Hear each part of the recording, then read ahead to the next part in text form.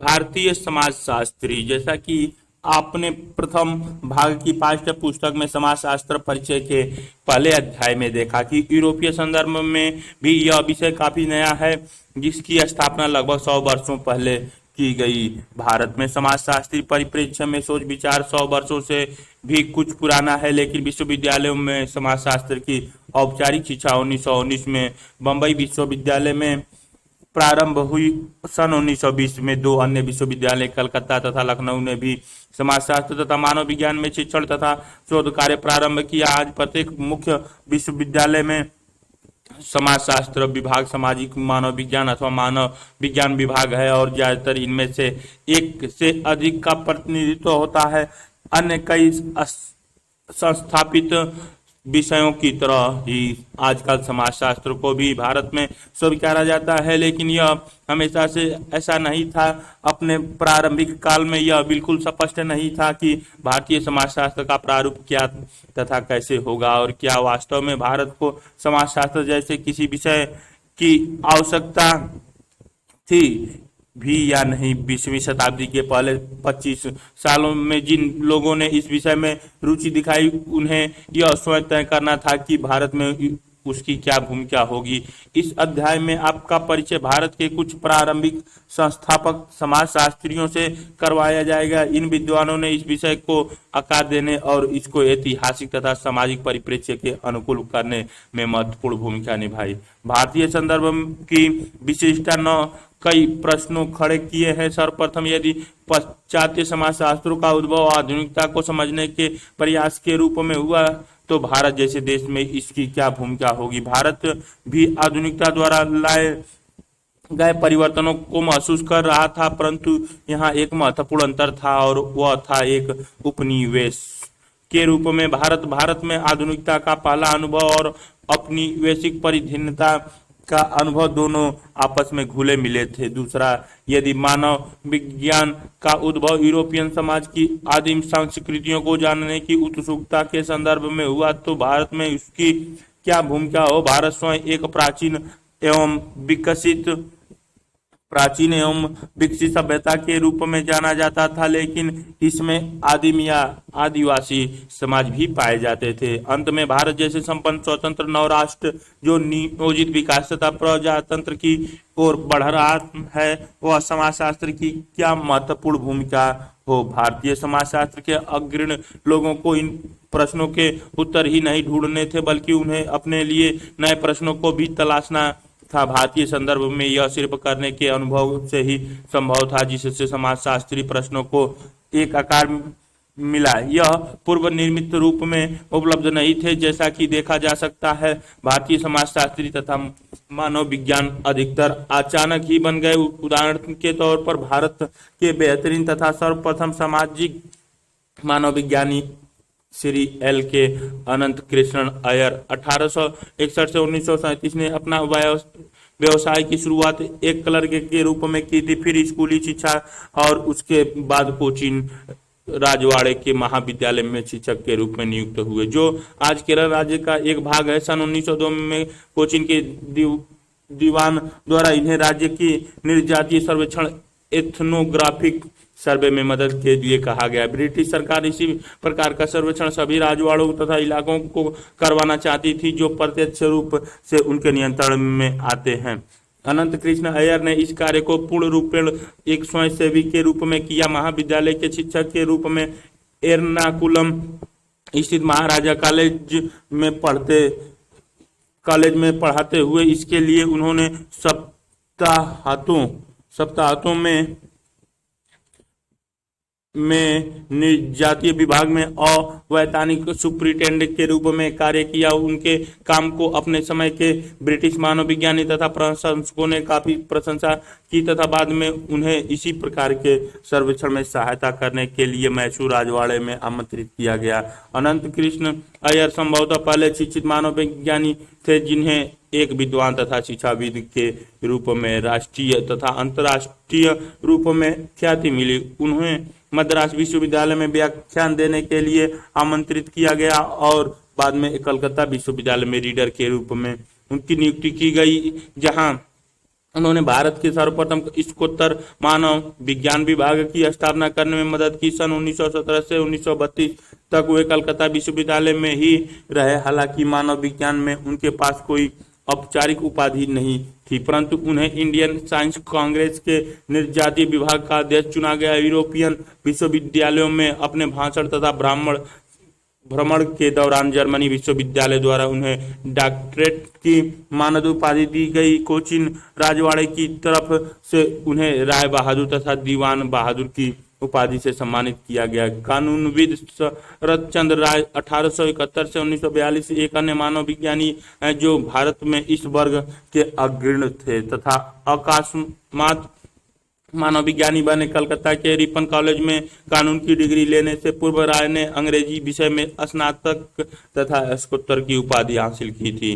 कुछ दिनों कानून की प्रैक्टिस करने के बाद सन 1898 में रांची जाकर ईसाई मिशनरी विद्यालय में अंग्रेजी के शिक्षक के रूप में कार्य करने का निर्णय लिया। उनके इस निर्णय ने उनके भावी जीवन को बदल दिया, क्योंकि अगले 44 वर्षों तक वे रांची में रहे तथा छोटा नागपुर प्रदेश, आज का झारखंड में रहने वाला जनजातियों की संस्कृति तथा समाज के विशेषज्ञ बने। राय की मानव विज्ञान में रुचि तब बढ़ी जब उन्होंने स्कूल का काम छोड़ दिया तथा रांची की अदालत में कानून की प्रैक्टिस शुरू की। आगे चलकर उन्हें सरकारी दुभाषियां के रूप में अदालत में नियुक्त किया गया। राय की रुचि जनजातीय समाज में बढ़ी, जो वास्तव में उनकी नौकरियों की आवश्यकताओं का प्रतिफल था, क्योंकि अदालत में वे जनजातियों की परंपरा तथा कानून को दुर्भाषित करते थे। उन्होंने जनजातीय क्षेत्र का व्यापक भ्रमण किया तथा उनके बीच में रहकर गहन क्षेत्रीय अध्ययन किया। यह सभी कार्य शौकीय आधार पर किया गया, परंतु इनका मेहनत तथा बारीकियों को ध्यानपूर्वक देखने तथा समझने के कौशल ने शोध कार्य के लिए महत्वपूर्ण तथ्य तथा लेखन सामग्री तैयार की। अपने पूरे सेवाकाल में राय के 100 से अधिक लेख राष्ट्रीय तथा ब्रिटिश शैक्षिक जर्नल में प्रकाशित हुए। इसके साथ ही इनके द्वारा ओरवा, मुंडा तथा खारीय जनजातियों पर किया गया सर्वप्रसिद्ध लेखन कार्य भी प्रकाशित हुआ। शीघ्र ही राय भारत तथा ब्रिटेन में जाने माने मानव विज्ञानी के रूप में विख्यात हुए तथा छोटा नागपुर के विशेषज्ञ के रूप में उनकी पहचान बनी। सन 1922 में उन्होंने मैन इन इंडिया नामक जर्नल की स्थापना की, जो कि अपने समय तथा प्रकार का पहला जर्नल था तथा आज भी जिसका प्रकाशन भारत में होता है। अनंत कृष्ण अय्यर तथा शरद चंद्र राय दोनों सही मायनों में इस क्षेत्र के अग्रणी विद्वान थे। 1900 के प्रारंभ में ही उन्होंने एक ऐसा विषय पर कार्य करना प्रारंभ किया जो भारत में न तो अभी तक विद्यमान था और न ही कोई ऐसी संस्था थी जो इसे किसी प्रकार की संरक्षण देती थी। दोनों अय्यर तथा राय का जन्म तथा मृत्यु अंग्रेजों द्वारा शासित भारत में हुई। इस अध्याय में आपका परिचय 4 भारतीय समाजशास्त्रियों से करवाया जाएगा जिन्होंने अय्यर तथा राय के एक पीढ़ी बाद जन्म लिया। ये सभी औपनिवेशिक भारत में जन्मे, परंतु इनका कार्य स्वतंत्र भारत में चलता रहा तथा इन्होंने पहली औपचारिक संस्थाओं की रूपरेखा बनाई, जिस पर आगे चलकर भारतीय समाजशास्त्री जैसे औपचारिक संस्थाओं की स्थापना की गई। जी.एस. घुर्रे तथा डी.पी. मुखर्जी का जन्म 1890 के दशक में हुआ, जब ए.आर. देसाई तथा एम.एस. श्रीनिवास का जन्म इनसे लगभग 15 वर्ष बाद अर्थात 20वीं शताब्दी के दूसरे दशक में हुआ। हालांकि ये सब बहुत गहराई से समाजशास्त्र की पाश्चात्य परंपरा से प्रभावित थे। ये उन प्रश्नों का उत्तर देने में भी सक्षम थे जो कि कुछ अग्रणी विद्वानों द्वारा पूछे जा सकते थे कि विशिष्ट भारतीय समाजशास्त्र किस प्रकार का आकार लेगा। जी.एस. घुर्रे को भारत में समाजशास्त्र को एक संस्थागत रूप में स्थापित करने का श्रेय दिया जाता है। बम्बई विश्वविद्यालय में इन्होंने गोविंद सदाशिव घुर्रे 1893 से 1983। गोविंद सदाशिव घुर्रे का जन्म 12 दिसंबर 1893 को मालवान पश्चिम भारत के कोंकण तटीय प्रदेश के छोटे से कस्बे में हुआ था। उनका परिवार एक संपन्न व्यापारी था, लेकिन बाद में उसका पतन हो गया। 1913 में एल्फिंस्टन कॉलेज मुंबई में प्रवेश, सांस्कृतिक ऑनर्स में स्नातक स्नातकोत्तर की उपाधि संस्कृत तथा अंग्रेजी में। इसी कॉलेज से 1918 में 1919 में समाजशास्त्र में विदेशों में प्रशिक्षण हेतु छात्रवृत्ति के लिए चयनित। प्रारंभ में लंदन स्कूल ऑफ इकोनॉमिक्स में एलटी हब हाउस अपने समय के प्रमुख समाजशास्त्री के द्वारा पढ़ाए गए। बाद में कैम्ब्रिज में WHR रिवर्स द्वारा पढ़ाए गए और उनके प्रसादवादी दृष्टिकोण से प्रभावित हुए। 1922 में रिवर्स के अकस्मात निधन के पश्चात AC हैंडन के निर्देशन में PhD की उपाधि प्राप्त की। मई में मुंबई वापस आए। Caste and race in India PhD पर आधारित पांडुलिपि पर कैम्ब्रिज में पुस्तकों की एक श्रृंखला प्रकाशित करने के लिए स्वीकृति हुई। 1924 में थोड़े समय तक कलकत्ता में रहने के पश्चात बम्बई विश्वविद्यालय में रीडर तथा विभागाध्यक्ष के रूप में नियुक्ति, जहां अगले 35 वर्ष तक रहे। 1936 बम्बई विश्वविद्यालय के विभाग में PhD की उपाधि प्रारंभ की। भारतीय विश्वविद्यालय में समाजशास्त्र में प्रथम PhD उपाधि घुर्रे के निर्देशन में GR प्रधान को प्रदान की गई। स्नातकोत्तर पाठ्यक्रम को पुनरावृत्ति किया और 1945 में पूर्णकालिक 8 कोर्सों में समाजशास्त्र का पाठ्यक्रम प्रारंभ किया। 1951 घुर्रे तथा इंडियन सोशियोलॉजिकल सोसाइटी की स्थापना की गई तथा वे इसके संस्थापक अध्यक्ष बने। द इंडियन सोशियोलॉजिकल सोसाइटी ने 1952 में अपने जनरल सोशियोलॉजिकल बुलेटिन का प्रकाशन प्रारंभ किया। 1959 में विश्वविद्यालय में सेवानिवृत्त हुए, लेकिन शैक्षिक जीवन में क्रियाशील रहे। मुख्य रूप से प्रकाशन के क्षेत्र में 30 में से 17 पुस्तकें उन्होंने सेवानिवृत्त होने के बाद लिखी। मृत्यु 1983 में 90 वर्ष की आयु में GS घुर्रे का निधन हो गया। सर्वप्रथम स्नातकोत्तर स्तर पर समाजशास्त्र विभाग में शिक्षण कार्य की अध्यक्षता की तथा 35 वर्ष तक इस विभाग में कार्य किया। उनके निर्देशन में बड़ी संख्या में काम करने वाले शोध विद्यार्थी आज भी इस विषय में महत्वपूर्ण स्थानों पर कार्यरत हैं। उन्होंने इंडियन सोशियोलॉजिकल सोसाइटी की स्थापना की तथा सोशियोलॉजिकल बुलेटिन नामक जर्नल भी निकाला। उनके शैक्षणिक लेखन न केवल बहुत सर्जक होते थे, बल्कि जिन विषयों पर उन्होंने लेखन किया वे काफी विस्तृत होते थे। ऐसा समय में जबकि विश्वविद्यालय शोध के लिए दी जाने वाली वित्तीय तथा संस्थागत सहायता काफी सीमित थी, घुर्रे ने समाजशास्त्र का एक भारतीय विषय के रूप में पोषण किया। घुर्रे तथा स्थापित बम्बई विश्वविद्यालय विभाग ऐसा पहला विभाग बना जिसने सर्वप्रथम सफलतापूर्वक 2 मुख्य कार्यक्रमों विषयों को लागू किया, जिन्हें आगे चलकर उत्साहपूर्वक उनके उत्तराधिकारियों द्वारा अपनाया गया। ये थे सक्रिय रूप से शिक्षण तथा शोध कार्य का एक ही संस्था में किया जाना तथा सामाजिक मानव विज्ञान और समाजशास्त्र को एक बृहत वर्ग के रूप में स्थापित करना। घुर्रे की पहचान जाति और प्रजाति पर उनके द्वारा किए गए बेहतरीन कार्यों से होती है, लेकिन इसके अतिरिक्त इन्होंने बृहत विषयों जैसे जनजाति और नातेदारी, परिवार और विवाह, सांस्कृतिक सभ्यता और नगरों की ऐतिहासिक भूमिका, धर्म तथा संघर्ष और एकीकरण का समाजशास्त्र, बौद्धिक तथा संदर्भगत सरोकार जिन्होंने घुर्रे की प्रभावित किया, उनमें सबसे प्रमुख है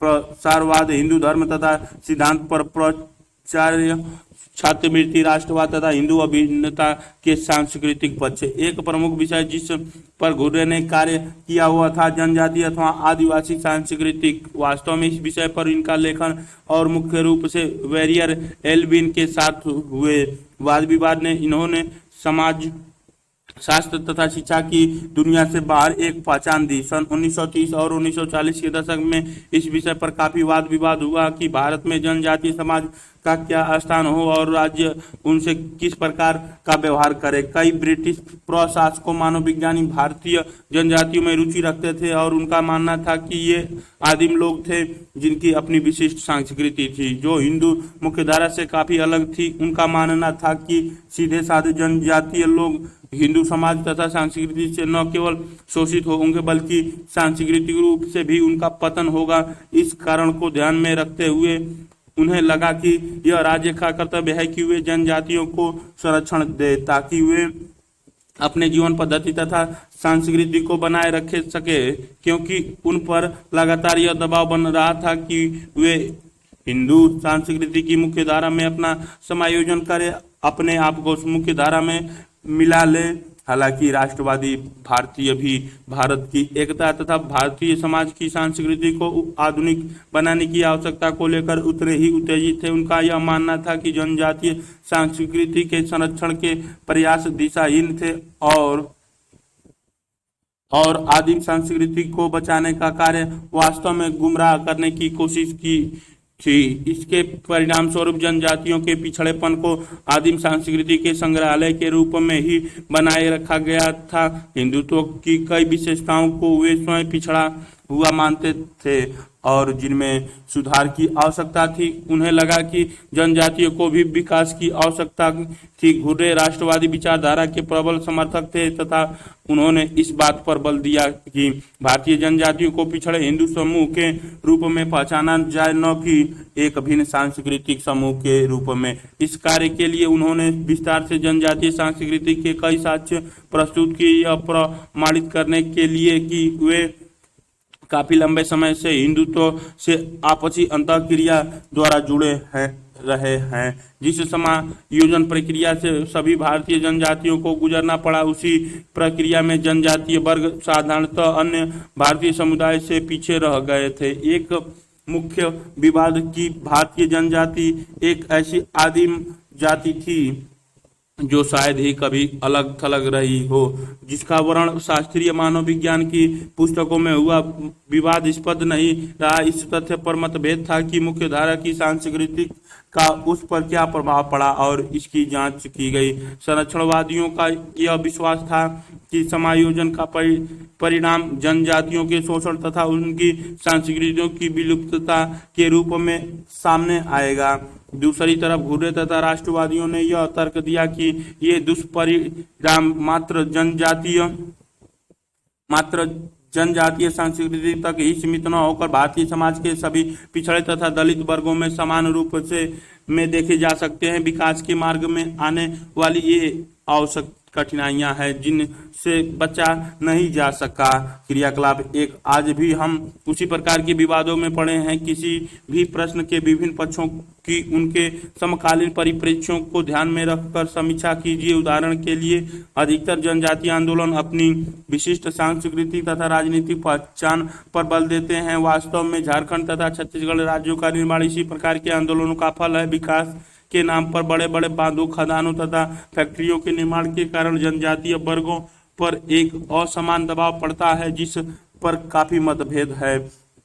ऐसे और कितने संघर्ष के बारे में आप जानते हैं? पता लगाइए कि इन संघर्षों के पीछे कौन से मुद्दे थे। आप और आपके सहपाठी इन समस्याओं के बारे में क्या सोचते हैं? जाति तथा प्रजाति पर घुर्रे के विचार। घुर्रे की शैक्षिक शाख उनके द्वारा कैम्ब्रिज में किए गए डॉक्टरेट के शोध निबंध के आधार पर बनी, जो आगे चलकर 1932 में caste and race in India के नाम से प्रकाशित हुआ। घुर्रे के कार्य ने लोगों का ध्यान अपनी ओर आकर्षित किया, क्योंकि इन्होंने समकालीन भारतीय मानव विज्ञान के मुद्दे को संबोधित किया था। इस प्रकार इस पुस्तक में घुर्रे ने जाति तथा प्रजाति के संबंधों पर प्रचलित सिद्धांतों की विस्तार पूर्वक आलोचना की। इस सर्व प्रचलित विचार के प्रमुख उद्घोषक हर्बर्ट रिजले थे, जो ब्रिटिश औपनिवेशिक अधिकारी थे और मानव विज्ञान के मामलों में बेहद रुचि रखते थे। इस विचारधारा के अनुसार मनुष्य का विभाजन उसकी शारीरिक विशिष्टताओं को ध्यान में रखते हुए, जैसे खोपड़ी की चौड़ाई, नाक की लंबाई अथवा कपाल का भार या खोपड़ी का वह हिस्सा जहां दिमाग की स्थिति होती है, अलग तथा भिन्न प्रजातियों में बांटा गया है। रिजले तथा अन्य लोगों की यह मान्यता थी कि भारत विभिन्न प्रजातियों के उद विकास के अध्ययन की एक विशिष्ट प्रयोगशाला था, क्योंकि जाति एक लंबे समय में विभिन्न समूहों के बीच एक लंबे समय में अंतर्विवाह निषिद्ध करती है। रिजले का मुख्य तर्क था कि जाति का उद्भव प्रजाति से हुआ होगा, लेकिन क्योंकि विभिन्न जातीय समूह किसी विशिष्ट प्रजाति से संबंधित लगते हैं, सामान्य रूप से उच्च जातियां तकरीबन भारतीय आर्य प्रजाति की विशिष्टताओं से मिलती है, जबकि निम्न जातियों में और नार्य जनजातियों, मंगोल तथा अन्य प्रजाति के गुण देखने को मिलते हैं। विभिन्न वर्गों की भिन्नताओं के औसतन आधार पर, जैसे नाक की लंबाई, कपाल का आकार आदि, रिजले तथा अन्य लोगों ने यह सुझाव दिया कि निम्न जातियां ही भारत की वास्तविक आदि निवासी हैं। उन्हें आर्यों द्वारा दबाया गया, जो कहीं बाहर से आकर भारत में बस गए थे। रिजले द्वारा दिए गए तर्कों से घुरे असहमत नहीं थे, लेकिन वे उसे केवल अंशतः सत्य मानते थे। उन्होंने उन समस्याओं की ओर ध्यान दिलाया जो केवल औसत के आधार पर बिना परिवर्तनों को ध्यान में रखते किसी भी समुदाय पर विशिष्ट मापदंड लागू कर दिए जाने से होती है। घुरे का यह विश्वास था कि रिजले के शोध प्रबंधन में उच्च जातियों को आर्यों तथा निम्न जातियों को अनार्य बताया गया है। यह व्यापक रूप से केवल उत्तर भारत के लिए ही सही है। भारत के अन्य भागों में अंतर समूहों की भिन्नताएं मानव मिति माप बहुत व्यापक अथवा व्यवस्थित नहीं है। इसका यह अर्थ हुआ कि अधिकांश भारत में सिंधु गंगा के मैदान छोड़कर विभिन्न प्रजातीय वर्गों का आपस में काफी लंबे समय से मेल मिलाप था। अतः प्रजातीय शुद्धता केवल उत्तर भारत में ही बची हुई थी, क्योंकि वहां अंतर विवाह निषिद्ध था। शेष भारत में अंतर विवाह जाति विशेष में ही विवाह करना का प्रचलन उन वर्गों में हुआ जो प्रजातीय स्तर पर वैसे ही भिन्न थे। आज जाति के इस प्रजातीय सिद्धांत को नहीं माना जाता है, परंतु 20वीं शताब्दी के पूर्वार्ध में इसे सच माना जाता था। इतिहासकारों में आर्यों तथा भारतीय उपमहाद्वीपों में उनके आगमन को लेकर मतभेद है। हालांकि जिस समय घुरे इस विषय पर लिख रहे थे, उस समय इस विषय के ये मुद्दे महत्वपूर्ण थे। इसी कारण से इनके लेखों ने लोगों को ध्यान आकर्षित किया। घुरे जाति की एक विस्तृत परिभाषा दिए जाने के कारण भी जाने जाते थे। उनकी परिभाषा 6 महत्वपूर्ण विशेषताओं पर बल देती है। पहला, जाति एक ऐसी संस्था है जो खंडीय विभाजन पर आधारित है। इसका अर्थ है कि जातीय समाज कई बंद पारस्परिक अनन्य खंडों में बटा है। प्रत्येक जाति ऐसा ही एक खंड है। यह बंद है क्योंकि जाति का निर्धारण जन्म से होता है। एक विशिष्ट जाति के बच्चे हमेशा उसी जाति के होंगे। दूसरे शब्दों में जाति की सदस्यता केवल जन्म के आधार पर मिलती है। संक्षेप में, किसी भी व्यक्ति की जाति का निर्धारण जन्म के समय होता है। इससे न तो बचा जा सकता है और न ही बदला जा सकता है। दूसरा, जातिगत समाज सोपानिक विभाजन पर आधारित होते हैं। प्रत्येक जाति दूसरी जाति की तुलना में असमान होती है, अर्थात प्रत्येक जाति दूसरी से उच्च अथवा निम्न होती हैं। सैद्धांतिक रूप से प्रचलन में नहीं कोई भी दो जातियां समान नहीं होती। तीसरा, संस्था के रूप में जाति सामाजिक अंतःक्रिया पर प्रतिबंध लगाती है। विशेषकर साथ बैठकर भोजन करने पर किस प्रकार के खाद्य पदार्थ को विभिन्न जातियों के बीच बांटा जा सकता है, इसके विस्तृत नियम हैं। ये नियम पवित्रता तथा अपवित्रता के विचार से संचालित होते हैं। यही तथ्य सामाजिक अंतःक्रिया पर भी लागू होते हैं। यह विशेष नाटकीय रूप से अस्पृश्यता के क्षेत्र में दिखाई देता है, जहां किसी जाति विशेष के व्यक्ति द्वारा छू जाने मात्र से इंसान अपवित्र हो जाता है। चौथा, सोपानिक तथा प्रतिबंधित सामाजिक अंतःक्रिया के सिद्धांत को मानते हुए जाति में विभिन्न जातियों के लिए भिन्न भिन्न अधिकार तथा कर्तव्य निर्धारित होते हैं।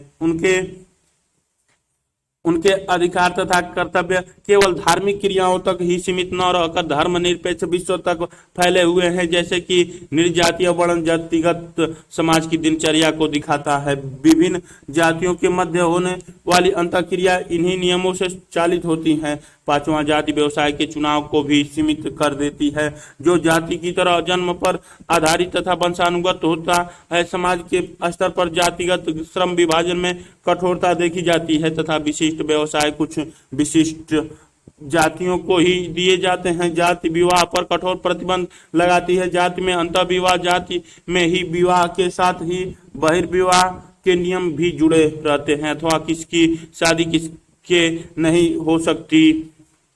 है। इस प्रकार की योग्यता और योग्यता के समूहों के नियम जाति प्रथा को आगे बढ़ाने में मदद करते हैं। घुर्रे की परिभाषा जाति की व्यवस्था अध्ययन में सहायक है। उनकी परिभाषा अवधारणात्मक थी जो शास्त्रीय पुस्तकों पर आधारित थी। वास्तविक रूप से जाति के बहुत से रूपों में परिवर्तन हो रहा है, हालांकि ये सब किसी न किसी रूप में अस्तित्व में है। आगे आने वाले कई दशकों में निर्जातीय क्षेत्र के अध्ययनों ने इस विषय पर महत्वपूर्ण जानकारी एकत्रित करने में मदद की है। स्वतंत्र भारत में इस क्षेत्र में जाति क्या कुछ हो रहा है। 1920 तथा 1950 के मध्य भारत में समाजशास्त्र के दो प्रमुख विभाग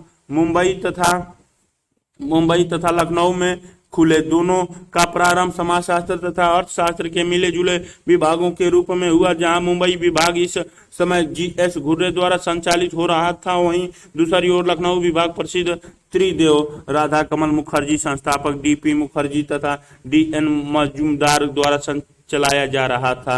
वैसे तीनों ही जाने माने थे तथा अपने कार्यों के लिए पहचाने जाते थे, परंतु डी.पी. मुखर्जी इनमें सर्वाधिक लोकप्रिय थे। वास्तव में डी.पी. मुखर्जी ज्यादातर डीपी के नाम से ही जाने जाते थे, जो न केवल समाजशास्त्र में बल्कि शिक्षण के अलावा बौद्धिक तथा जनजीवन में भी अपने समय के सर्वाधिक प्रभावशाली विद्वान रहे हैं। इनका प्रभाव तथा सार्वजनिक लोकप्रिय इनके विद्वतापूर्ण लेखन से उतनी नहीं मिली जितनी शैक्षणिक घटनाओं पर उनके भाषण, मीडिया में उनके द्वारा किए गए कार्य, जिसके अंतर्गत समाचार पत्रों के लेख तथा रेडियो प्रोग्राम से मिली। डीपी ने समाजशास्त्र से पहले इतिहास तथा अर्थशास्त्र का अध्ययन किया था तथा इन विविध विषयों में उनकी अभिरुचि थी, जिसका विस्तार क्षेत्र साहित्य, संगीत, फिल्म, पाश्चात्य तथा भारतीय दर्शन, मार्क्सवाद, राजनीतिक अर्थव्यवस्था तथा विकास की योजना थी। मार्क्सवाद से वे बेहद प्रभावित थे, हालांकि इसके राजनीतिक कार्यक्रम की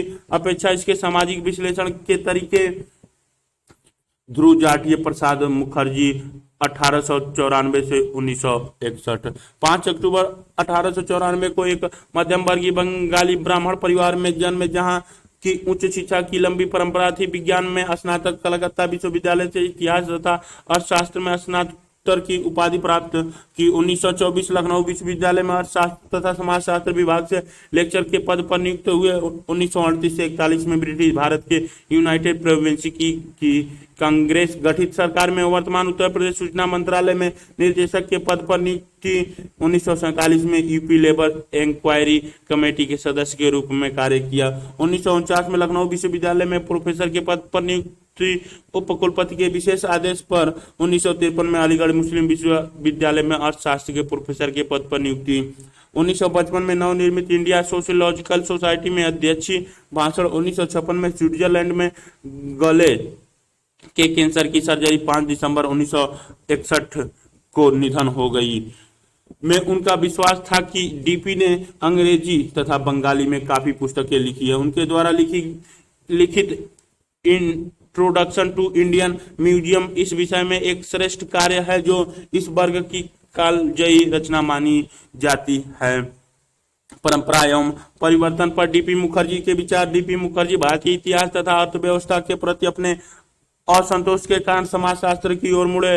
उनका यह मानना था कि भारत की सामाजिक व्यवस्था ही उसका निर्णायक एवं विशिष्ट लक्षण है और इसीलिए यह प्रत्येक सामाजिक विज्ञान के लिए आवश्यक है कि वह इस संदर्भ में इससे जुड़े हो। भारतीय संदर्भ में निर्णायक पक्ष उसका सामाजिक पक्ष है। इतिहास, राजनीतिक तथा अर्थशास्त्र पश्चिम के मुकाबले भारत में कम विकसित थे। उसका सामाजिक आयाम अधिक विकसित था। डीपी लिखते हैं, मेरा यह मानना है कि भारत में सामाजिकता का बाहुल्य है, इसके अलावा और सब कुछ बहुत कम है। वास्तव में सामाजिकता की अधिकता भारत की विशेषता ही है। भारत का इतिहास, इसका अर्थशास्त्र, यहाँ तक कि इसका दर्शन सामाजिक समूहों के इर्द गिर्द घूमता है। ज्यादा से ज्यादा यह भी कहा जाता है कि यह समाजकृत व्यक्तियों के इर्द गिर्द है। ऐसा मैं महसूस करता हूँ। मुखर्जी 1955। भारत में समाज की केंद्रीय स्थिति को देखते हुए भारत समाजशास्त्री का यह प्रथम कर्तव्य था कि वह सामाजिक परंपराओं के बारे में पढ़े। सामाजिक परंपराओं के बारे में पढ़े तथा जाने। डीपी के लिए परंपरा का अध्ययन केवल भूतकाल तक ही सीमित नहीं था, बल्कि वह परिवर्तन ही संवेदनशीलता से भी जुड़ा था। अतः परंपरा एक जीवन परंपरा थी जिसने अपने आप को भूतकाल से जोड़ने के साथ ही साथ वर्तमान के अनुरूप भी ढाला था और इस प्रकार समय के साथ अपने आप को विकसित कर रही थी। जैसा कि उन्होंने लिखा, सिर्फ भारतीय समाजशास्त्री के लिए एक समाजशास्त्री होना काफी नहीं होता है, बल्कि उसकी प्रथम आवश्यकता एक भारतीय होना, क्योंकि वह लोक रीतियों, रूढ़ियों, प्रथाओं और परंपराओं से जुड़कर ही अपनी सामाजिक व्यवस्था के अंदर तथा उसके आगे बढ़ क्या है को समझ पाएगा। इस विचार को ध्यान में रखते हुए उनका मानना था कि समाज शास्त्रियों को भाषा को सीखना तथा भाषा की उच्चता, निम्नता और संस्कृति की पहचान हो न केवल संस्कृति फारसी अथवा अरबी भाषाएं बल्कि स्थानीय बोलियों की भी जानकारी हो। डीपी ने यह तर्क दिया कि भारतीय संस्कृति तथा समाज पाश्चात्य अर्थ में व्यक्तिवादी नहीं है। एक औसत भारतीय की आकांक्षाओं का रूप कम या अधिक उसके सामाजिक सांस्कृतिक वर्ग द्वारा तय किया जाता है और वह शायद ही उससे विचलित होता है। अतः भारतीय सामाजिक व्यवस्था की दिशा मुख्यतः समूह, संप्रदाय तथा जाति की क्रियाओं द्वारा निर्धारित होती है, न कि स्वैच्छिक व्यक्तिगत कार्यों द्वारा। हालांकि स्वैच्छिकता ने शहरी मध्यम वर्ग को प्रभावित करना शुरू कर दिया था, लेकिन इसके आने से भारतीय समाज को अध्ययन के लिए एक रोचक विषय मिल गया था। परंपरा शब्द का मूल अर्थ संचारित, प्रेषित करना है। डीपी ने इस ओर ध्यान आकर्षित किया। इसका समतुल्य सांस्कृतिक शब्द परंपरा है, जो कि उत्तराधिकार अथवा आतिथ्य है, जिसका मूल आधार वही है जो इतिहास का है। अतः परंपरा की मजबूत जड़ें भूतकाल में होती हैं और उन्हें कहानियों तथा मिथकों द्वारा कहकर और सुनकर जीवित रखा जाता है। हालांकि परिवर्तन भी भूतकाल से उसके संबंध को नहीं तोड़ पाया, बल्कि यह अनुकूल की प्रक्रिया को इंगित करता है। प्रत्येक समाज में परिवर्तन के आंतरिक तथा बाह्य स्रोत हमेशा मौजूद रहते हैं। पाश्चात्य समाज में आंतरिक परिवर्तन का अत्यधिक सामान्य स्रोत अर्थव्यवस्था है, परंतु यह भारत में उतना प्रभावशाली नहीं है जैसा कि डीपी मानते थे कि भारतीय संदर्भ में वर्ग संघर्ष जातीय परंपराओं से प्रभावित होता है और उसे अपने सम्मिलित कर लेता है। भारत में नवीन वर्ग संघर्ष अभी स्पष्ट रूप से उभर कर नहीं आया है। इस समझ में के आधार पर उन्होंने निष्कर्ष निकाला कि गणितात्मक भारतीय समाजशास्त्र का सर्वप्रथम कार्य परिवर्तन के आंतरिक गैर आर्थिक कारणों को देखना होगा। डीपी की यह मान्यता थी कि भारतीय परंपरा में परिवर्तन के 3 सिद्धांतों को मान्यता दी गई है: श्रुति, स्मृति और अनुभव। इन सब में आखिरी अनुभव अथवा व्यक्तिगत अनुभव क्रांतिकारी सिद्धांत है। इसका अर्थ यह हुआ कि भारतीय समाज में परिवर्तन का सर्वप्रथम सिद्धांत सामान्यकृत अनुभव अथवा समूहों का सामूहिक अनुभव था। उच्च परंपराएं स्मृति तथा श्रुति में केंद्रित थी, परंतु समय समय पर उन्हें समूह तथा संप्रदायों के समूह अनुभवों द्वारा चुनौती दी जाती रही। उदाहरणतः भक्ति आंदोलन। डीपी ने बल देकर कहा कि यह केवल हिंदुओं के लिए ही सही नहीं है, बल्कि भारत के इस्लामी संस्कृति के लिए भी सही है। भारतीय इस्लाम में सूफियों ने पवित्र ग्रंथों की अपेक्षा प्रेम तथा अनुभव पर अधिक बल दिया है, जिसने परिवर्तन लाने में महत्वपूर्ण भूमिका निभाई है। अतः डीपी के लिए भारतीय संदर्भ में बुद्धि विचार परिवर्तन के लिए प्रभावशाली शक्ति नहीं है, बल्कि इतिहास रूप में अनुभव और प्रेम परिवर्तन के उत्कृष्ट कारक हैं। भारतीय संदर्भ में संघर्ष तथा विद्रोह सामूहिक अनुभवों के आधार पर कार्य करते हैं, परंतु परंपरा का लचीलापन इसका ध्यान रखता है कि संघर्ष का दबाव परंपराओं को बिना तोड़े उनमें परिवर्तन लाए। अतः हम देखते हैं कि किस प्रकार प्रभावी रूढ़िवादी को लोकप्रिय विद्रोह द्वारा चुनौती दी जाती है, जो आगे चलकर रूढ़िवाद को परिवर्तित करने में सफल हो जाती है, परंतु ये परिवर्तन आखिरकार परंपरा में अवशोषित कर लिए जाते हैं। यह चक्र लगातार अपने आप में दोहराता रहता है। परिवर्तन की यह प्रक्रिया जहाँ संघर्ष परंपरा की सीमाओं में रहता है, ठेठ जातिगत समाज का लक्षण है, जहां वर्गों के बनने तथा वर्ग चेतना की अवरोधित कर दिया गया है। डीपी के परंपरा और परिवर्तन संबंधी विचारों ने पाश्चात्य देशों से बिना सोचे समझे बौद्धिक परंपराओं को ग्रहण करने के कारण विकास योजना जैसे संदर्भों की भी आलोचना की। परंपरा को न तो पूजना चाहिए और न ही इसको अनदेखा करना चाहिए। ठीक उसी प्रकार जैसे आधुनिकता आवश्यक तो है, लेकिन अंधाधुंधकरण के लिए नहीं। डीपी परंपरा के समीक्षक थे जो उन्हें विरासत में मिली थी और साथ ही वे आधुनिकता के प्रशंसक आलोचक भी थे। इसके कारण उन्हें के स्वयं के बौद्धिक परिप्रेक्ष्य को आकार प्राप्त हुआ। A.R. देसाई ऐसे बिरले भारतीय समाजशास्त्री हैं जो सीधे तौर पर राजनीतिक पार्टियों से औपचारिक सदस्य के रूप में राजनीति से जुड़े थे। देसाई आजीवन मार्क्सवादी रहे और मार्क्सवादी राजनीति में उनके सक्रियता बड़ौदा में स्नातक की पढ़ाई करते हुए, हालांकि बाद में उन्होंने भारतीय कम्युनिस्ट पार्टी के सदस्यता से इस्तीफा दे दिया। अपने व्यवसाय के अधिकांश भागों में वे गैर मुख्य धारा के मार्क्सवादी राजनीतिक समूहों से जुड़े थे। देसाई के पिता बड़ौदा राज्य में माध्यमिक स्तर के प्रशासनिक अधिकारी थे, लेकिन साथ ही वे एक जाने माने उपन्यासकार भी थे तथा उनके मन में भारतीय राष्ट्रवाद, गांधीवाद तथा समाजवाद दोनों के लिए हमदर्दी थी। देसाई की माता का देहांत उनके जीवन के प्रारंभिक काल में हो गया था तथा उनकी देखभाल उनके पिता ने की। पिता के बड़ौदा के विभिन्न स्थानों में लगातार होने वाले स्थानांतरण के कारण देसाई ने प्रवासी जीवन जिया। क्रियाकलाप 2 जीवंत परंपरा से क्या तात्पर्य है, विचार कीजिए। डीपी मुखर्जी के अनुसार यह एक परंपरा है जो भूतकाल से कुछ ग्रहण कर उससे अपने संबंध बनाए रखती है और साथ ही नई चीजों को भी ग्रहण करती है। अतः एक जीवंत परंपरा पुराने तथा नए तत्वों का मिश्रण है। आप इसे और बेहतर तरीके से समझ सकते हैं जब आप विभिन्न पीढ़ियों के लोगों से, चाहे वे आपके पड़ोसी हों या परिवार के सदस्य, यह जानने की कोशिश करेंगे कि कुछ विशेष क्षेत्रों में वे कौन सी चीजें हैं जो परिवर्तित हो चुकी हैं या फिर वे आज भी परिवर्तित नहीं हुई हैं। यहाँ इस विषय से संबंधित एक सूची दी जा रही है जिस पर आप काम कर सकते हैं। आप अपने मनपसंद विषय को भी चुन सकते हैं, जैसे आपके उम्र के बच्चे द्वारा खेला जाने वाला खेल, लड़का लड़की, किसी लोकप्रिय त्योहार को मनाने के तरीके, पुरुष और स्त्रियों द्वारा पहचाना जाने वाला पहनावा। इसके अतिरिक्त आपकी रुचि के अन्य विषय। इनके लिए जरूरी है कि आप ढूंढें जहां तक आपकी सोच जाती है।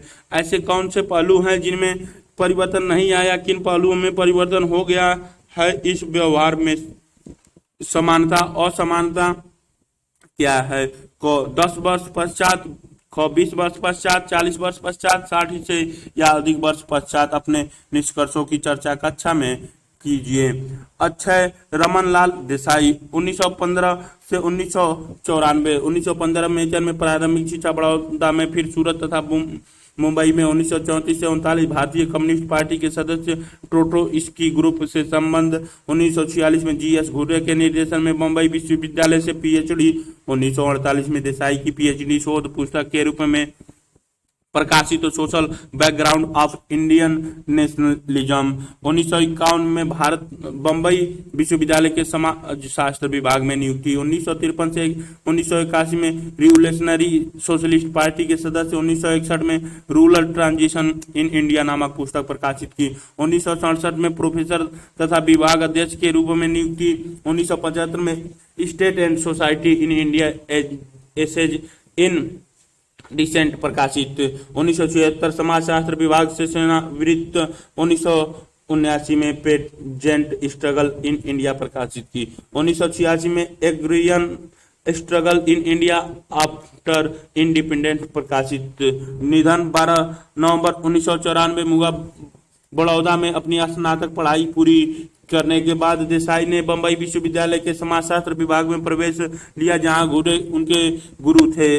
उन्होंने भारतीय राष्ट्रवाद के सामाजिक पहलुओं पर अपने डायरेक्टर का शोध ग्रंथ लिखा, जिस पर 1946 में उन्होंने डिग्री प्रदान की गई। 1948 में उनकी thesis the social background of Indian nationalism प्रकाशित हुई, जो उनके द्वारा किए गए कार्यों में सबसे बेहतरीन है। इस पुस्तक में देसाई ने भारतीय राष्ट्रवाद का मार्क्सवादी विश्लेषण किया, जिसमें आर्थिक प्रक्रियाओं तथा विभाजनों का महत्व दिया गया है। यह ध्यान में रखते हुए कि ब्रिटिश उपनिवेशवाद के समय हालत कैसे थे। हालांकि इसका आलोचना हुआ, पर फिर भी यह पुस्तक बेहद प्रसिद्ध हुई और इसका कई बार पुनः मुद्रण भी हुआ। अन्य विषय जिन पर देसाई ने काम किया हुए है किसान आंदोलन तथा ग्रामीण समाजशास्त्र, आधुनिकीकरण, नागरिक मुद्दे, राजनीतिक समाजशास्त्र, राज्य के स्वरूप और मानव अधिकार। चूंकि मार्क्स वाद भारतीय समाजशास्त्र में बहुत प्रभावशाली या महत्वपूर्ण नहीं था, तो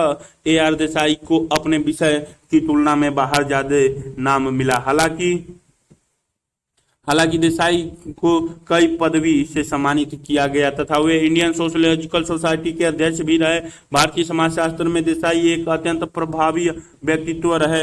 राज्य पर AR देसाई के विचार। आधुनिक पूंजीवादी राज्य का एक महत्वपूर्ण विषय था, जिसमें AR देसाई की रुचि थी। हमेशा की तरह इस विषय को समझने में भी उन्होंने मार्क्सवादी दृष्टिकोण अपनाया। The myth of the welfare state नामक निबंध में देसाई ने विस्तार पूर्वक इसकी विवेचनात्मक समीक्षा की तथा इसकी कमियों की ओर ध्यान आकर्षित किया। समाजशास्त्र साहित्य की प्रमुख परिभाषाओं को ध्यान में रखते हुए देसाई ने कल्याणकारी राज्यों की निम्नलिखित विशेषताएं बताई।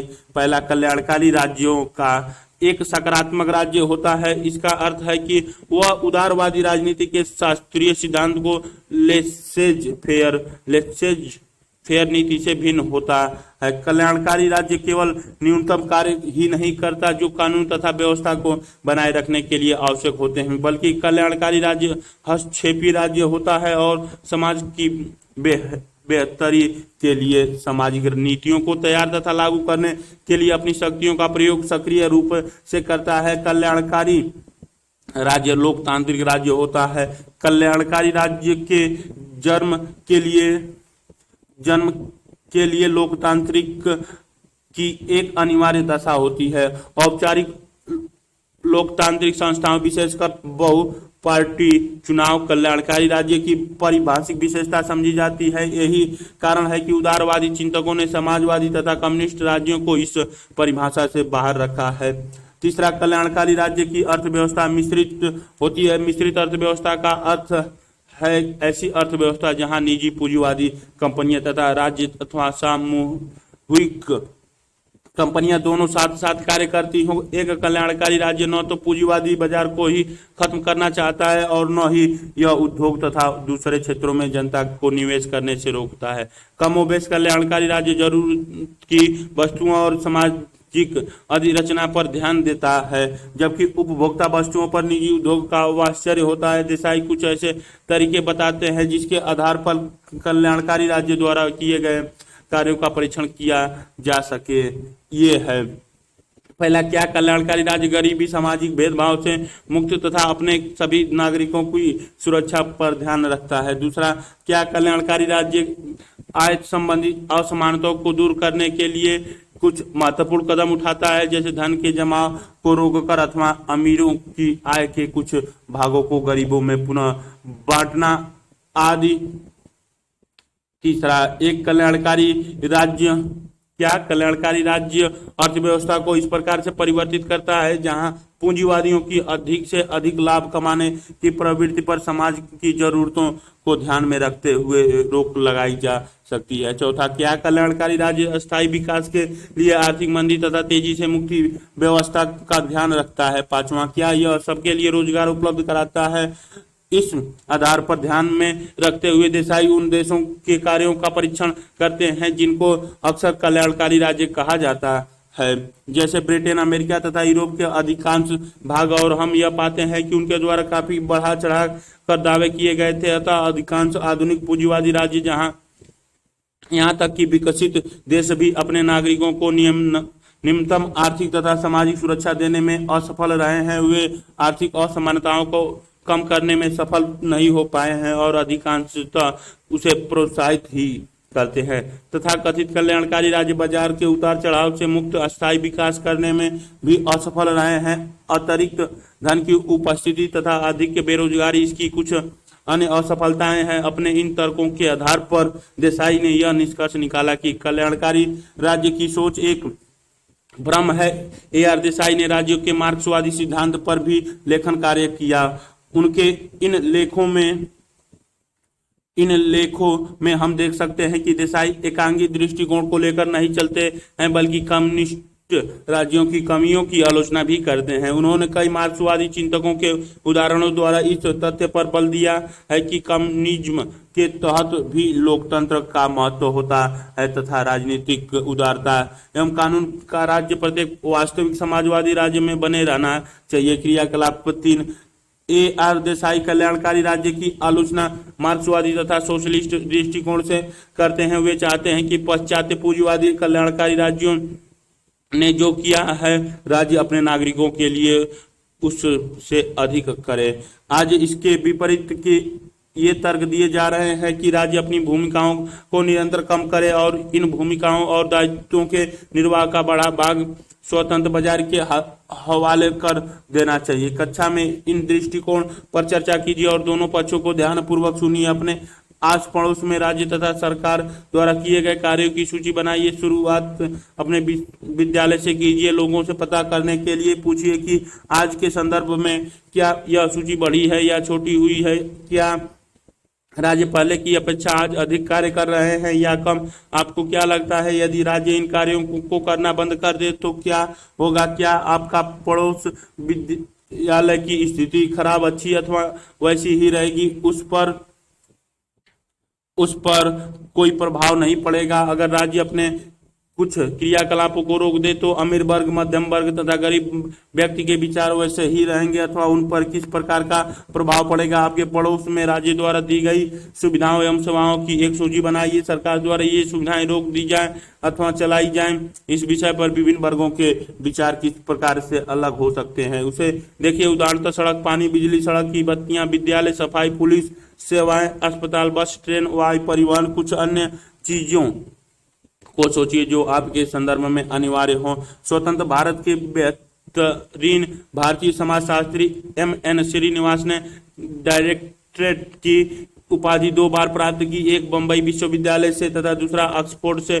श्रीनिवास मुंबई में घुर्रे के शिष्य थे। ऑक्सफोर्ड के सामाजिक मानव विज्ञान विभाग में अध्ययन के दौरान इनके बौद्धिक अभिविन्यास में बदलाव आया। इस समय ब्रिटिश समाज मानव विज्ञान पाश्चात्य मानव विज्ञान में एक प्रभावी शक्ति के रूप में उभर कर सामने आया था और श्रीनिवास स्वयं विषय के महत्वपूर्ण केंद्र में रहकर इसके अध्ययन से प्रसन्न थे। श्रीनिवास के डायरेक्टरेट के शोध निबंध का प्रकाशन religion and society among the Coorgs of South India के नाम से हुआ। इस पुस्तक में श्रीनिवास ने ब्रिटिश सामाजिक मानव विज्ञान में प्रभावी संरचनात्मक प्रकार्यवादी परिप्रेक्ष्य पर कार्य किया। इस पुस्तक ने पूरे विश्व में श्रीनिवास का सम्मान बढ़ाया। ऑक्सफोर्ड में नव स्थापित भारतीय समाजशास्त्र विभाग में प्रवक्ता के रूप में श्रीनिवास की नियुक्ति की गई, परंतु 1951 में इस्तीफा देकर वह भारत लौट आए, जहां महाराजा सयाजीराव विश्वविद्यालय बड़ौदा में नव स्थापित समाजशास्त्र विभाग के अध्यक्ष के रूप में अपना कार्यभार संभाला। 1959 में वे दिल्ली आए, जहां दिल्ली स्कूल ऑफ इकोनॉमिक्स में समाजशास्त्र विभाग की स्थापना की, जो शीघ्र ही पूरे भारत में समाजशास्त्र का महत्वपूर्ण केंद्र बन गया।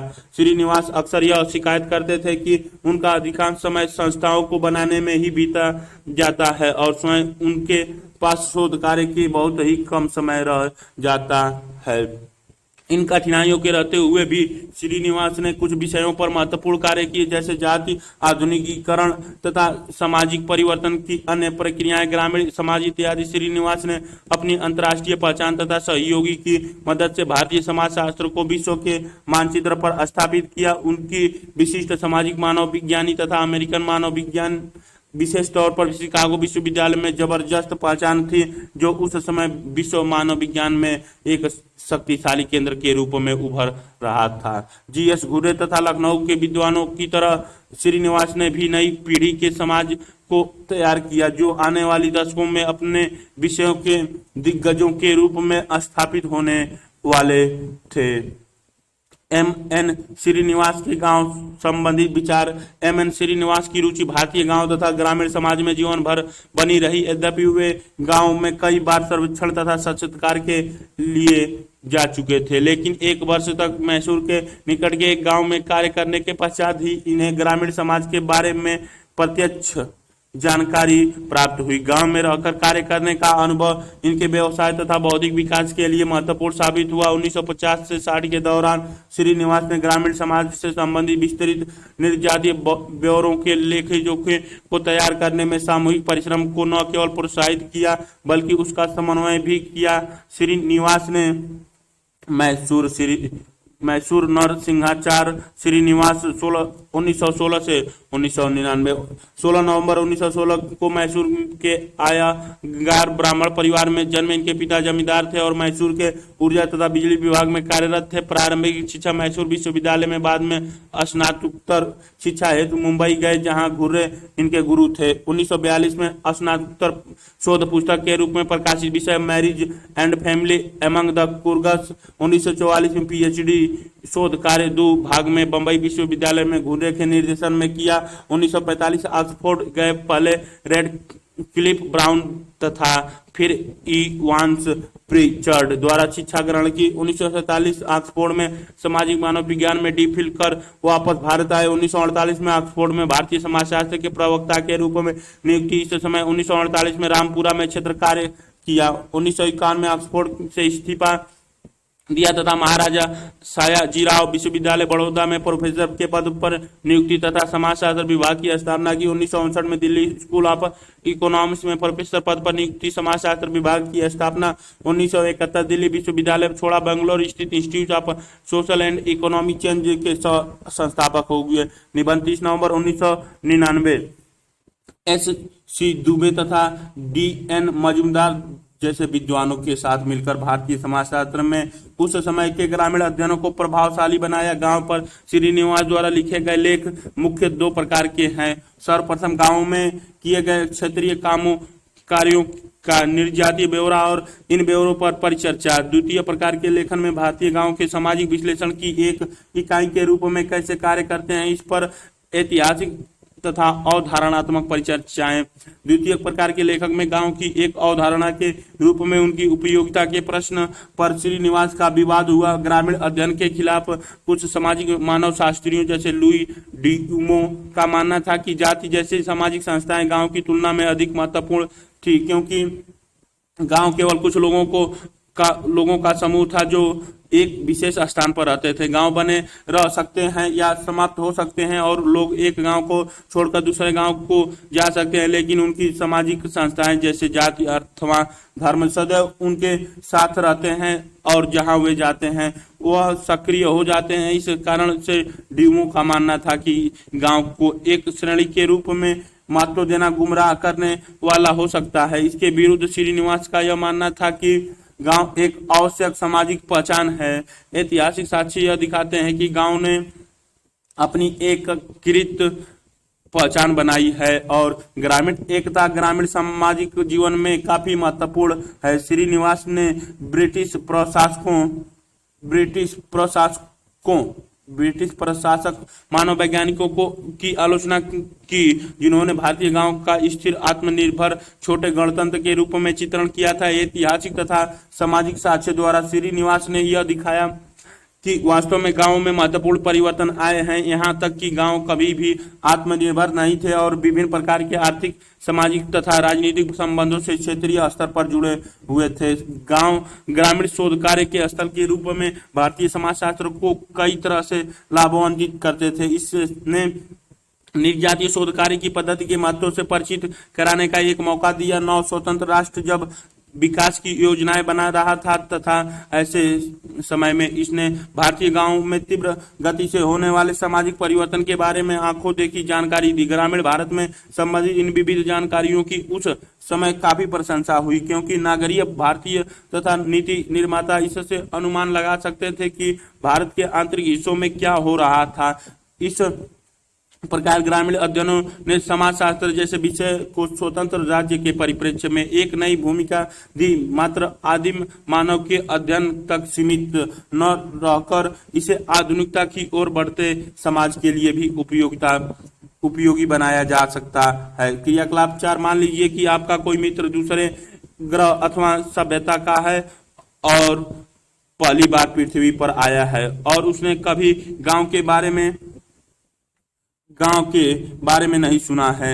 आप उन्हें कैसे ऐसे कौन से 5 सुराग देंगे ताकि वे कभी गांव को देखे तो उसे पहचान सके। इसे छोटे छोटे समूहों में आयोजित कीजिए और विभिन्न समूहों द्वारा दिए गए सुरागों की तुलना कीजिए तथा देखिए कि वे कौन सी चीजें हैं जो बार बार उभर कर सामने आती हैं। क्या इसके आधार पर अपने गांव की परिभाषा दे सकते हैं? आपकी परिभाषा एक अच्छी परिभाषा है या नहीं, इसे देखने के लिए अपने आप से एक सवाल कीजिए। क्या ऐसा कोई गांव है जहां आपके द्वारा दी गई परिभाषा की सभी या ज्यादातर चीजें अनुपस्थित हैं? क्रियाकलाप 5, 1950 में नगरीय भारतीयों में ग्रामीण अध्ययन के प्रति काफी रुचि थी जिसे समाजशास्त्रियों ने उस समय शुरू किया था। क्या आपको लगता है कि नगर के लोग आज भी गांव में रुचि रखते हैं? टीवी, फिल्म अथवा अखबारों में गांव पर कितनी बार चर्चा की जाती है? अगर आप नगर में रहते हैं तो क्या आपका परिवार आज भी अपने गांव के रिश्तेदार के संपर्क में है? इस प्रकार के संपर्क आपके पिता अथवा दादा की पीढ़ी में थे? क्या आप किसी ऐसे व्यक्ति को जानते हैं जो नगर छोड़ गांव में जाकर बस गया हो? क्या आप ऐसे किसी व्यक्ति को जानते हैं जो वापस जाना चाहता है? अगर हाँ तो वे कौन से कारण है जिनके लिए ये नगर छोड़े गांव में जाकर बसने चाहते हैं? अगर आप ऐसे किसी व्यक्ति को नहीं जानते हैं तो आपको ऐसा क्यों लगता है कि लोग गांव में नहीं रहना चाहते हैं?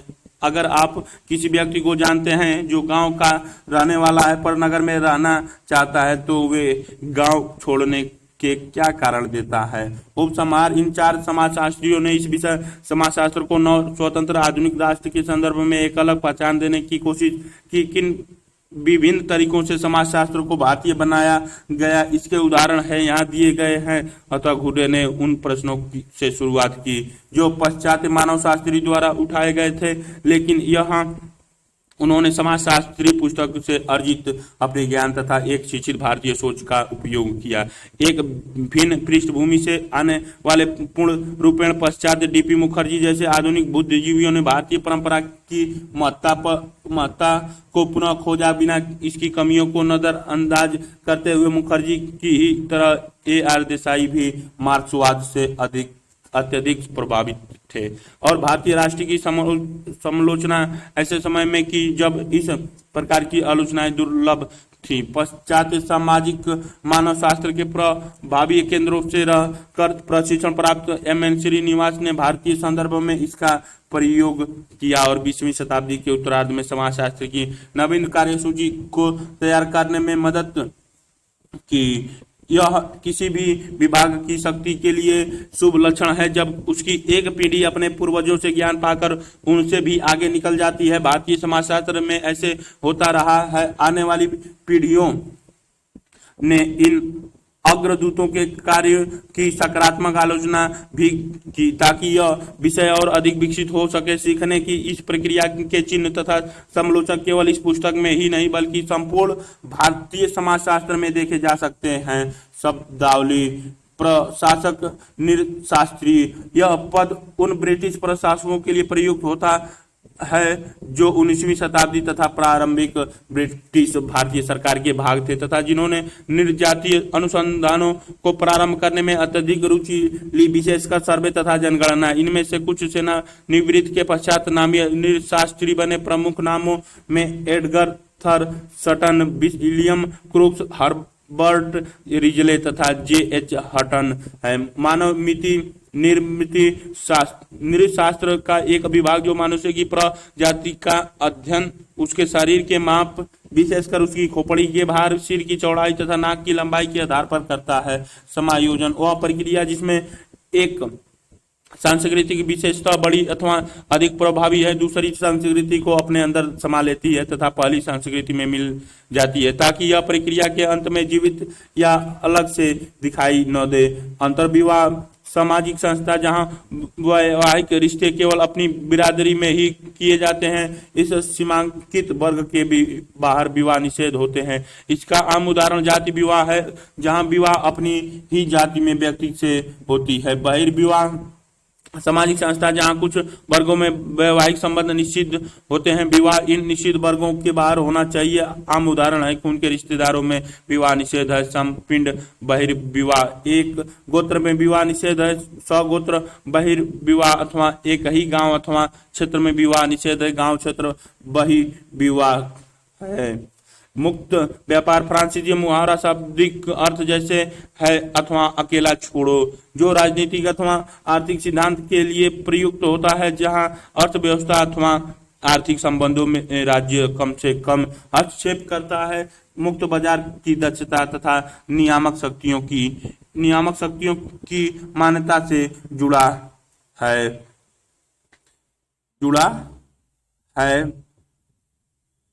भारत का संविधान भाग 4 क नागरिकों के मूल्य कर्तव्य, अनुच्छेद 51 क में मूल्य कर्तव्य, भारत के प्रत्येक नागरिक का यह कर्तव्य होगा कि क संविधान का पालन करे और उसके आदर्श संस्थाओं, राष्ट्र ध्वज और राष्ट्रगान का आदर करे। ख स्वतंत्रता के लिए हमारे राष्ट्रीय आंदोलन को प्रेरित करने वाले उच्च आदर्शों का हृदय में संजोए रखे और उनका पालन करे। भारत की संप्रभुता, एकता, अखंडता और रक्षा करे और उससे अक्षुण्ण बनाए रखे। देश की रक्षा करे और आह्वान किए जाने पर राष्ट्र की सेवा करे। भारत के सभी लोगों में समरसता और समान भातृत्व की भावना का निर्माण करे, जो धर्म, भाषा और प्रदेश या वर्ग पर आधारित सभी भेदभाव से परे हो। ऐसी प्रथाओं का त्याग करे जो महिलाओं के सम्मान के विरुद्ध हो। हमारी सामाजिक संस्कृति की गौरवशाली परंपरा का महत्व समझे और उसका परिरक्षण करे। प्राकृतिक पर्यावरण की, जिसके अंतर्गत वन, झील, नदी और वन्य जीव है, रक्षा करे